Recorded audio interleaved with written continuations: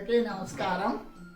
నేను బచ్చలకూర చింతచిగురు పప్పు రెడీ చేస్తున్నాను, చూడండి. కందిపప్పు ఒక గ్లాస్ తీసుకొని 10 నిమిషాలు నానబెట్టిన తర్వాత కుక్కర్ తీసుకొని అందులో నానబెట్టిన కందిపప్పు, కడిగి పెట్టుకున్న ఒక కట్ట బచ్చలకూర తరుగు, ఎండబెట్టి నిల్వ చేసుకున్న చింత చిగురు 1 కప్పు.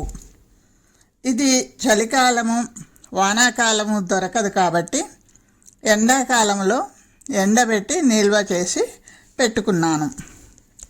4 పచ్చిమిర్చి వేసి కొన్ని ఉల్లిపాయ ముక్కలు, 1 స్పూను కారం, కొంచెం పసుపు వేసుకొని తగినన్ని నీళ్లు పోసి కుక్కర్ మూత పెట్టి వెలిగించిన స్టవ్ మీద పెట్టుకొని 3 విజిల్స్ రానివ్వాలి.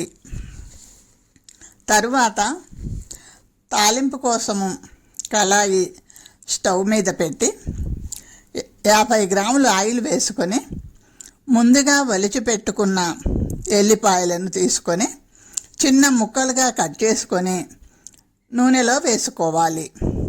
ఎల్లిపాయలు తొందరగా వేగవు కాబట్టి ముందుగానే వేసుకోవాలి. ఎల్లిపాయ ఆరోగ్యానికి మంచిది కాబట్టి నేనైతే కొంచెం ఎక్కువగా వాడతాను. తాలింపు ఎంత అద్భుతంగా పెడితే పప్పు అంత టేస్టీగా ఉంటుంది. ఆవాలు, జీలకర్ర, 4 ఎండుమిర్చి, కొంచెం కరివేపాకు రెబ్బలు, కొంచెం ఇంగువ వేసుకోవాలి.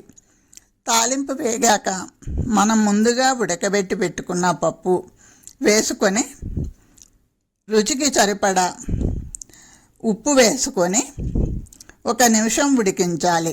కమ్మని రుచికరమైన పప్పు రెడీ. మీకు నచ్చితే లైక్ చేయండి.